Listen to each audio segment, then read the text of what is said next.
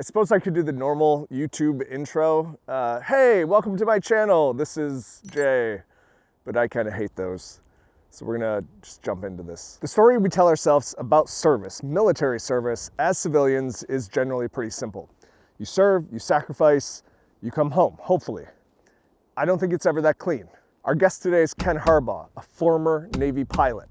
He came home to do something a lot messier. Disaster relief, politics, and then a documentary asking questions no one wanted to answer. Because coming home isn't the same as belonging, and not everyone who takes the same oath sees the country the same way. Some continue to serve, some start fighting a new war, and some, like Ken, start asking why.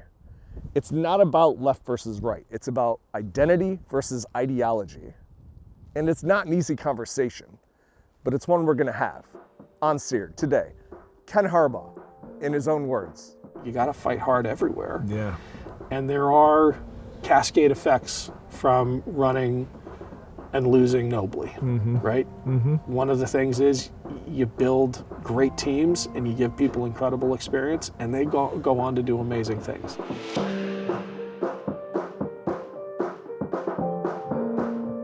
So I watched Against All Enemies for the third time last night. It's powerful. Yeah.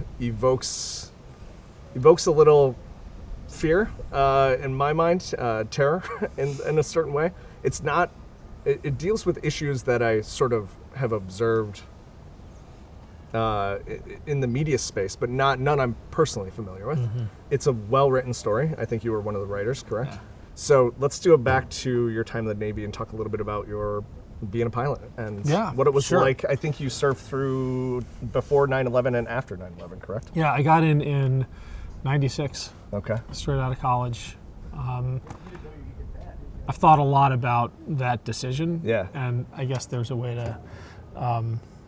to embellish it as an act of pure patriotism. But I think as a 22-year-old leaving college, the honest truth is probably I was looking for an adventure, and being a Navy pilot is a pretty damn good adventure. Yeah.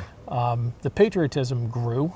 I mean, I grew up in a military family, so that was kind of pre-programmed, but it also matured a lot. I hope we can talk about that, having seen more than I bargained for and experienced more than I expected, and seen my country go through a lot.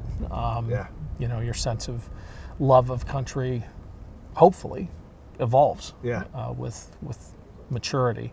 But yeah, joined the Navy, and I was a walk-on to naval aviation. Okay. By that I mean I wasn't ROTC, Right. I wasn't an academy kid. I said, you know what's the coolest thing to do in the military, and it's be a Navy pilot, and they gave away a couple slots every year to folks coming out of college as civilians, and I got one of those, so I got lucky. Yeah. And I went through primary and advanced and did well in advanced, and they gave me my choice of aircraft, and I picked an EP3, which all of the instructor pilots and all of my buddies thought I was crazy for, because this is a very unglamorous, slow flying target, right? Okay. But it's a surveillance plane, and I looked at its mission. This is, I came out of flight school in 99, if my math is right. And that's when I made the pick, maybe 98. Anyway, and I was looking at the world at the time. My brother's a Air Force fighter pilot. My dad was a fighter pilot. And just looking at how they trained for their missions and what they were doing day to day. And you got to remember the world in 98 and 99, it was very different, pre-9/11. Yep. 90% of their flight hours, actually 100% of their flight hours were just practicing. There were very few airframes in the military that were doing real world missions back then. And the EP3 was one of them. It does combat recon and signals intelligence. And my first squadron, when I went to VQ1, that's the name of the squadron out in the Pacific, you know, within a couple of months, I was flying missions as a right seat junior pilot off of North Korea and China and Russia. And within a year and a half, I was a mission commander leading those missions against China and Russia and North Korea. And they got interesting occasionally. We were the squadron that was rammed accidentally by a Chinese fighter back in 2001. And, Okay. buddy That was of mine, before 9/11, right? that was Like pre April? 9/11, yeah, April 1st. Yeah. I was flying another mission at the time, and we landed.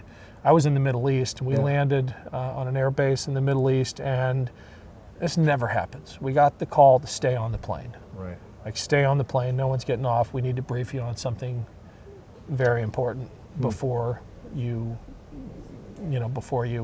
get off the plane. Sure. And do whatever you're going to do. Call your Right.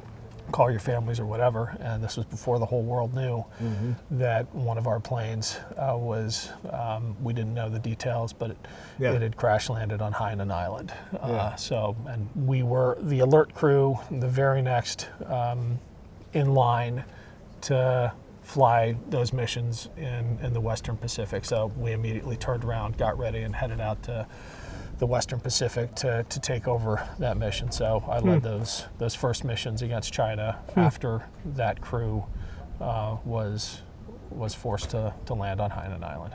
Interesting. So then 9/11 was right after that. How did that change, what you were flying before to what you were flying after? Yeah, obviously a lot pivoted to the Middle East. Sure. I mean, we still obviously had a mission Yeah. in the Western Pacific. I mean, there was a moment, I was in the Western Pacific on 9/11. I remember being in the BOQ. I was watching the TV when the second plane hit, and I knew, Yep. the world was going to be forever different. We had a plane at the airfield undergoing maintenance, was supposed to take a couple of weeks, and I called the maintenance chief and I said, this plane's got to be ready tomorrow morning. They're going to need us. Yep. And sure enough, we were one of those strategic assets that got deployed to the Middle East because they needed everything they had to identify the threat and to plan the response, and that's where we went immediately after 9/11.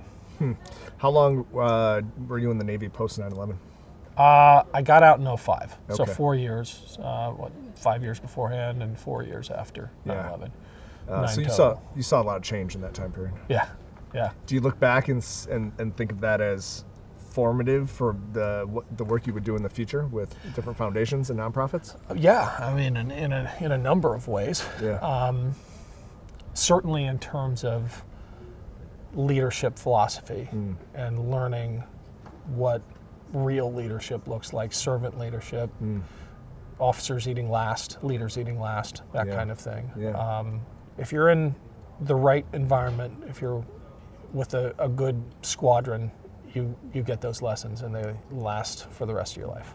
Are there other, I like the eating last sort of analogy. Are there other leadership lessons that are accessible or easy to understand like that? I mean, there's a lot of complicated ones. Leadership is not easy, but I think the simplest one is leaders don't yell. Yeah. The leaders I had who yelled, that eventually lost their credibility. It wasn't motivating. Right. The ones who you respected were the ones whose seriousness, whose gravity came across in their demeanor. It's that cool, calm-headed leadership that I've tried to emulate since. What when you left in 2005, did you immediately know sort of what your next step was, or was there a period of, I don't know what's coming next? I mean, yes and no. I knew in a very tactical sense what my next step was going to be. It was going to be law school, but I was deeply conflicted. I mean, deeply conflicted. I got out in the middle of a war. And that might sound great, right? You managed to make it through, right? Yeah, but maybe. it's incredibly, it messes with you because your buddies have stayed, right? Yeah. And you're leaving, and you're going to go do something safe and easy, and there is a ton of guilt that goes along with that. And I wrestled with that for a while, and I mean, I was fully appreciative of the fact that I had it really easy. Sure. Right? I had You do. my pathway laid out. I had a supportive family. I was going to law school, a good law school, and I thought a lot about all of those others who didn't have that and what they must be going through. And that made the transition in a way even tougher. But I found myself in my first year at Yale Law School facing a real identity crisis. Sure. Because for 9 years, I had been defined by my service as a Navy pilot. That literally goes away, I mean, not just overnight, but in an instant. When you go to the personnel office, BUPERS is what they call it in the Navy, and they put this form in front of you, and there's the only empty box on the form is where you sign your name to get out of the Navy. And when you sign that, you're done. You're no longer a Navy pilot. You can't wear the uniform anymore. And I remember hesitating, like, wow. I mean, I have to, like, there's no going back now, but who am I after I sign this? There was a moment at Yale Law School, early on, first or second semester, where I was sitting in a coffee house just across the corner from the law school, and a couple of half-ton Army trucks kind of rumbled past. They were probably from the armory north of town. And some student sitting at a table next to me joked. This is in like 2006, right? Remember what's happening in the world in 2006. This kid next to me jokes, "What, is there a war going on?" And I snapped. I remember standing up, I knocked my drink over, I was going to give this kid a piece of my mind, and I realized it's not his fault, right? We have created these bubbles. We have intentionally, as a society, insulated the people who do the fighting from those on whose behalf they're fighting. Sure. And that's not right. That's not fair. And it was shortly after that I made that drive to Bethesda Naval Hospital to meet with the wounded Marines there, because that's where all the wounded Marines were going at that point after coming home from Iraq or Afghanistan. And I had this idea that I was going to like show up and be the one who provided some encouragement and some comfort, and just the opposite happened. Like every single one of them inspired me to do something about this massive chasm between the American public and the people who fight in their name. And I'll never forget one Marine in particular, young, very young, probably 19 or 20, who was about to be wheeled into his 10th reconstructive surgery. And he said, "Sir, I lost my legs, but that's it. I didn't lose my desire to serve or my pride in being an American." And that's what I carried with me when we started The Mission Continues.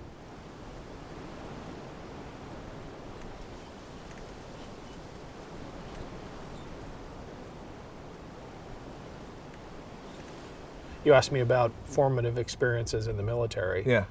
Team Rubicon was a life-changing experience where all of that, all of those leadership lessons were really tested. Yeah. I mean, the first real deployment I went on with Team Rubicon was in 2013 in the wake of Typhoon Haiyan, which devastated the Philippines, killed thousands of people, and we deployed. We went to provide recon and medical support, and it's like all of those leadership skills that I was working on in the Navy were tested in a real environment. And Team Rubicon is just so special for its approach to re-engaging veterans. At the time, it felt like the only organization, it probably was the only organization that took this attitude. There are a few more now, that the veteran leaving the military, returning to civilian life, isn't the object of our mission, it's the agent of it. And that was such an about face from so many of the attitudes about veteran reintegration at the time. Veterans needed charity, veterans needed help, and I'm not diminishing that in any way. A lot of veterans do. But there were so many who just wanted to feel, what's the name of the show again? The Pursuit of Purpose? Pursuit of Purpose, right? Yeah, there you go. They wanted to feel that sense of purpose again, that they felt in uniform. Providing that sense of purpose again was such a breath of fresh air not just for all the veterans who signed up, not just for those of us building this organization, but for this national conversation about how to welcome veterans back into our communities, how to make them fully functioning and appreciated members of society. And it came down to this idea that, veterans have a lot left to give. Just because they took the uniform off doesn't mean they're done serving their country. Yeah. And Team Rubicon gave them that back. With these veterans that end up working with Team Rubicon, they have all these skill sets that they were trained on by an organization that was utilizing them, and the U.S. military in multiple different ways. They may have negative association with those skills once they leave the military, or maybe they don't. Maybe they're really proud of them. It's probably a spectrum. But then to rechannel that energy, to focus that, and to also give it a purely positive bent, a purely positive association, has to be not only, good for the world in terms of positive impact, but good for the individual. Yeah. Is that what you saw? Absolutely. It was life-changing for so many vets, for me. Yeah. Right? Yeah. And I didn't have nearly the trauma associated with service as a lot of the Team Rubicon vets I served alongside did. Yeah. But even for me, looking for that sense of purpose, it was transformative. Yeah. For those vets who were wallowing after leaving the military, Right. even those dealing with severe mental health issues, having that sense of community around them again, Yes. that was focused on something positive, on helping others. And the organization now has data to back this up. It was such a powerful way to address the challenges of reintegration, the most powerful way. You weren't a founder, but you joined as president, or you joined as COO and then became president? I joined as COO of Team Rubicon and became president of Team Rubicon Global. Gotcha. Yeah. Okay. How long did you serve with Team Rubicon? I left in 2017. Okay.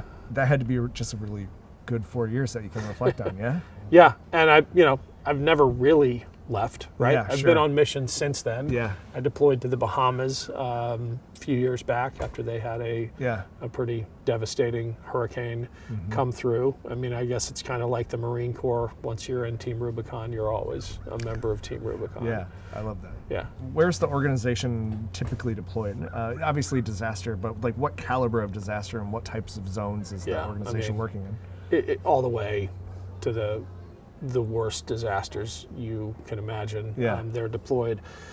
I think they're at the point now where they have teams in the field, multiple teams in the field 24/7. There's never downtime anymore for Team Rubicon. They're deployed all over the world.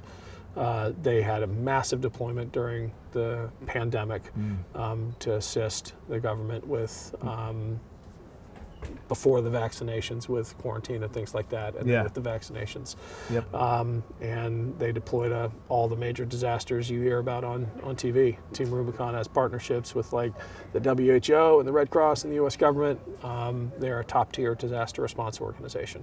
And most of that happened after I left, so You're not taking credit for that. I'm not taking credit. During those years, 13 through 17, I guess, and even now, are they like Ukraine is a good example. Are they serving in and around Ukraine? Like, is that a part of? Always It's humanitarian. Yeah, it's humanitarian, non-combat roles, non-lethal aid. Yep. So in Ukraine, if memory serves, they were doing medical work in Lviv early on. Wow. They're very careful to maintain their humanitarian status. For sure. That is a line you don't want to cross. But No. I'm constantly amazed, having been away from the organization for Yeah. many years now, but staying in touch with what they're doing, Yeah. at just how they're involved in everything you hear about on the news. Like, they're there. It's Yeah. pretty cool to have been part of that. I didn't know before doing research on you and hearing about your story. I didn't know anything about Team Rubicon, and it was from the very first time I read about it. It's so clear that it was a good way to engage a group of individuals who I wouldn't say they'd been left idle, but just their skill sets hadn't been fully utilized, right? So when I first learned about this, it seemed obvious, but then also kind of hopeful. Yeah. You know, how big is the organization? A couple 100,000 members now. Wow. So that's significant. Yeah, that's huge. When you look at the staff they have to manage that volunteer load, it is unbelievably efficient, incredibly effective. I don't want to call out any of the competitor organizations, Sure. but you know, the ROI on you know, $1 you give Team Rubicon, making it a disaster victim is, I would say, the best in the business. Wow. So not only were they original, but they've also, I mean, they've optimized and changed over time and evolved and become one of the best. They are, yeah, absolutely. Yeah. What did you do after leaving Team Rubicon in 2017? Like, what started to lead you towards Against All Enemies? Well, the morning after the 2016 election changed everything. Yeah. Honestly, it was another, well, it was one of those life-changing moments, and in particular, explaining to my daughters what had happened. Yeah. And it was either that day or a day later that I called a good friend of mine, a Marine who was a member of Congress, Seth Moulton. I said, what do I do? Yeah. Like, what can I do? Yeah. And he said, run for Congress. That's right. That brought you to 2018. Yeah. And you ran in Ohio's 7th district? Yes. Something like that? Yeah. Yeah. Tell me what that was like. Another formative experience. Yeah. Honestly, the hardest thing I've done. And I say that as someone who was a Navy pilot and a disaster responder. Running for Congress was the toughest thing I've done. Yeah. And I have no regrets, almost no regrets.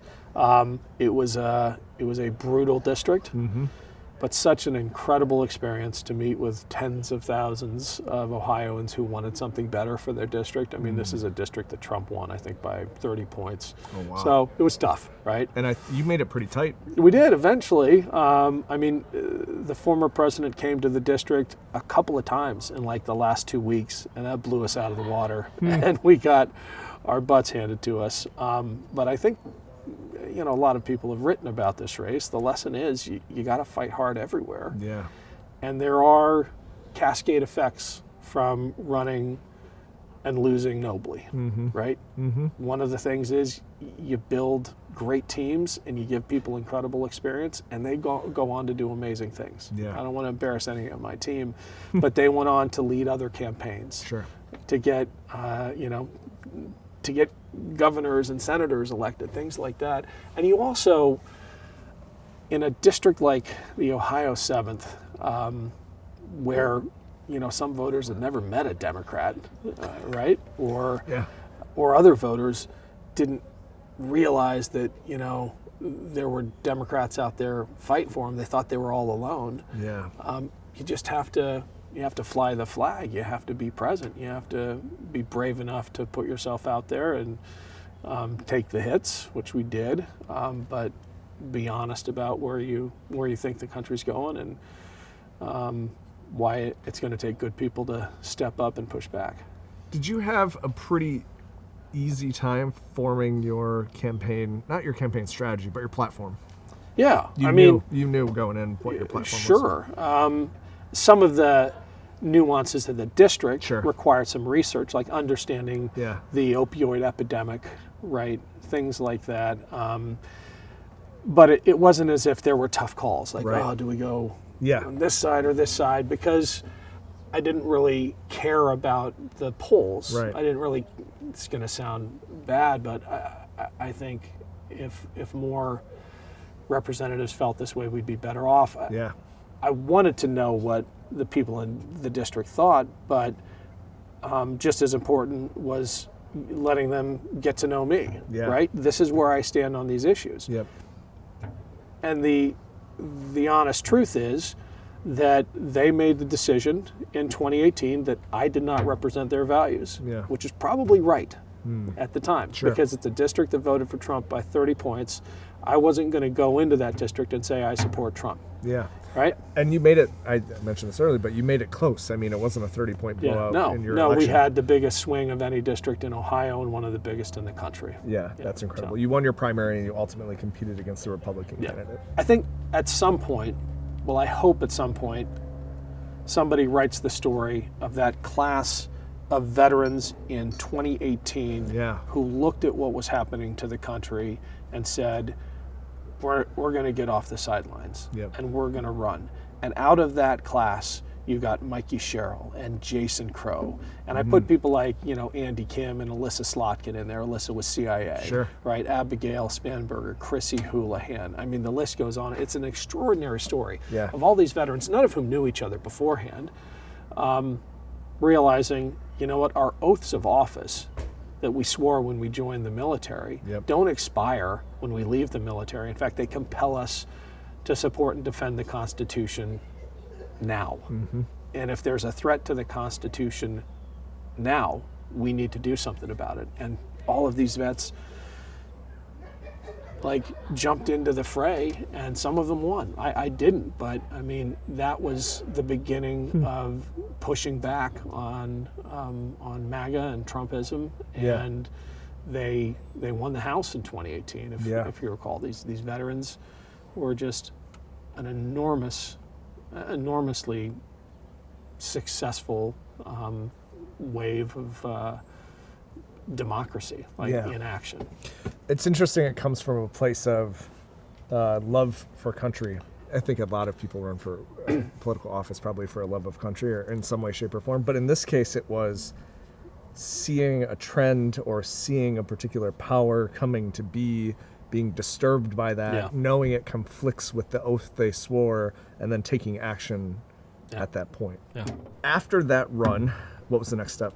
Eventually, I found my way doing this media stuff, which I never expected I'd be doing.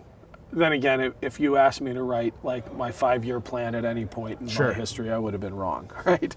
about how the next 5 years transpired. The next real inflection point was January 6th. And it was kind of like that feeling after the election, but times 10. In fact, it was a moment that I knew would be burned into my memory forever. So I kept the radio on. I was in the car in the driveway, and I called Anne Marie and I said, come to the car because we're going to remember this moment forever. And I was listening to the radio as they were breaching the Capitol. And I guess on one hand, all of my fears after the election of the former president were validated. And I never even expected it would get this bad, right? I didn't imagine, I never expected that he would be the cause of the first time in modern history that we didn't manage to pull off a peaceful transfer of power. But that was another one of those pivotal moments. And the next day, I called friends of mine at Crooked Media. I don't know if you know those guys. I know the name. I'd had a show on Crooked Media called Reclaiming Patriotism about how people like me, the left, Democrats, need to can't surrender the symbols and the language of patriotism because the right is really corrupting it. So I had a show on Crooked Media, and I called him after January 6th and said, I want to do a show about this. And this was, why are there so many veterans involved in this anti-government, anti-constitution, anti-democracy movement?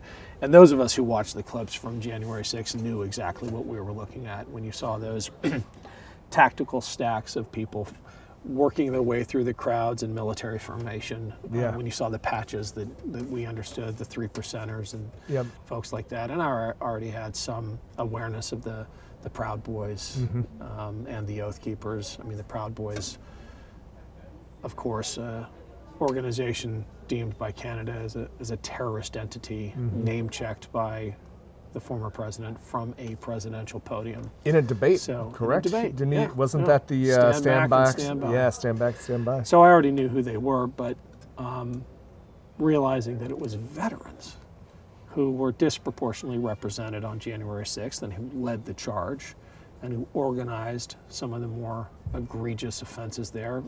In the case of the Oath Keepers, led by an Army paratrooper, Stuart Rhodes, also a Yale Law guy. I mean, that's something to unpack. And talking to the folks at Crooked Media, I quickly realized that this is a story that needed to be told in film. Yep. And that it wasn't a podcast. Mm-hmm. That there were too many just arresting visual images. It's so visceral. It really is. You have to see it to feel it. And to me, looking from afar, I guess looking at the news reports, I don't think I had a good sense of the anger. Yeah. Also passionate. And I think that's something that's an important framing, because it gets you to one of the essential truths about that day, which is that the people who broke into the Capitol and said that they were going to hang Mike Pence and beat cops with American flag poles, they thought they were doing the right thing. Yeah. Why did they think they were doing the right thing? They thought they were doing the right thing because they had been lied to. Yeah. Because the Josh Hawleys and Ted Cruzes of the world, the J.D. Vances and the Donald Trumps of the world said this election's been stolen for you. Mm-hmm. And that's what motivated so many of those veterans who swore the same oath I did, to say, well, what my oath requires is what the president just told me to do, which is take back the Capitol, take back our country. Yeah. And I want to make sure the real moral burden rests with those people. Is it surprising to you? Not does it anger you or frustrate you? Is it surprising to you that as many people have sworn their allegiance to Trump, even in 2024, as has? Like, is it surprising to you that he's running as well in the polls, that he has the opportunity to run for president? Is any of that surprising? It is. It is. Until I remember how the media has become so stovepiped. And if I put myself in the media ecosystem that some of these folks inhabit, and we had a couple of producers embedded with the Oath Keepers for the better part of a year and a half, right? We have some insight into their worldview. Sure. And if you're in a news ecosystem where you are fed 24/7 these lies about not just the election, but all these culture war issues. Yeah. You know what? Propaganda works. Yeah. And I guess it shouldn't be surprising that if you're mainlining that 24/7 for years, that it's going to make you angry enough to try to kill the people you think are taking your country away from you. Radicalized, really. Radicalized. Yeah. Yeah.